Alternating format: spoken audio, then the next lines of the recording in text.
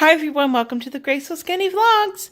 I stumbled across a find at a recent consignment sale, and I thought I would share it with everybody else who's looking ahead to first grade. Let's get right into it. So this is The Story of the World. It is Timberdoodle's pick for first grade, and I believe it's also the pick for a few of the other curriculums out there. It is classic based, I believe. If I understand things correctly, this is the author of A Well-Trained Mind. And so that kind of gives you an idea of the feel. I have to give a big hit against Timberdoodle for one big thing.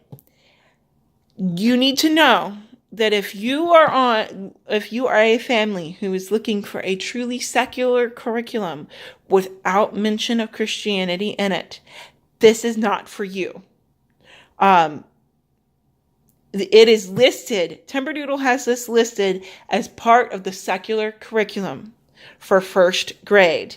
And while at a level that is probably, middle school or high school, I could see that being the case and argued as such.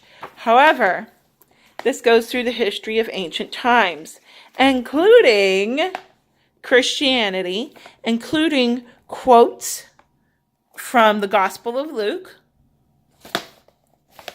including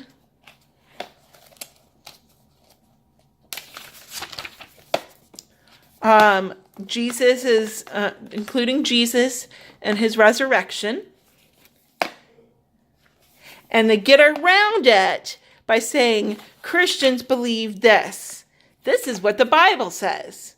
And for me and our family, who is religiously neutral but strives for religious neutrality but are Christians, that's not a big deal because my daughter learns about Jesus, and filtering that in is a good thing for us. However, I know a lot of secular homeschooling friends who would be very put out if they were following along with a curriculum because they said it was secular, and then had their child get slapped in the face with having to have a theological discussion when they're just trying to teach history. The other big hit against it for us, why I think we will not be using it as our main curriculum for social studies next year, is that our state really does require social studies. More current day, everything around you. There's more to social studies than what this teaches you. This really is a focus on the past and the history.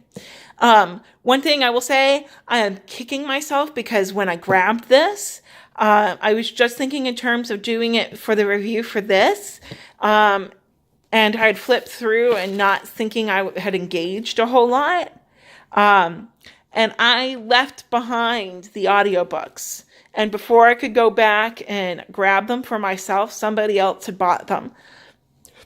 And I really wish I'd gotten the audiobooks. Having read through this some, I can see why a lot of people on the Timberdoodle Facebook groups really say that they like the audiobooks to play in the background while they're doing like fidgety stuff. I can totally see having the audiobooks play as like supplement in the car. What she picks up, great. What she doesn't pick up, it's not terrible. But yeah, I did not do that. The other thing that we did not like about this is, is the activity guide. Obviously, I did not buy it. It is a guide. One of my favorite things about Timberdoodle is its open and go nature, that you can just open the curriculum on the day of without very much planning, minimal planning, and just start going and just see what you have to do for the day and do it. And that you can pass the teacher book off on to anybody, and anybody could just open the book, see what they have to do for the day, and do it. The activity guide for this is not that. That is not the case. If you want to do any of the sheets in there to do it, you have to copy them out. It is not a workbook. There is no workbook section in there. You have to copy everything out. So that's another big hit against it.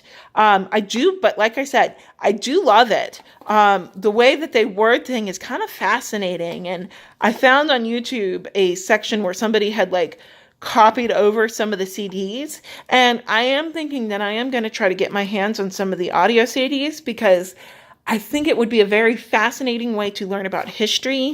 And from a Christian's perspective, I think it would be a fascinating way to, because they go through Egypt and they do kind of go through the biblical times. I think it would kind of give a nice firm foundation for understanding things when she gets to the age to start to study and learn about Bible stories. And learning what's happening. If she knows kind of the culture around it, I feel like she'll kind of learn and understand what's happening in the Bible better. And from that perspective, I think we will use it, but as a supplement, not as a main curriculum. I hope this has helped people. If you have anything or any sections in here that you would like to see more in depth, I would be happy to show you. Please leave comments down below. If this is your first time with us, please be sure to subscribe and follow along on our homeschool journey as we go through the curriculum that we've been using. Thanks for watching, everybody. Bye.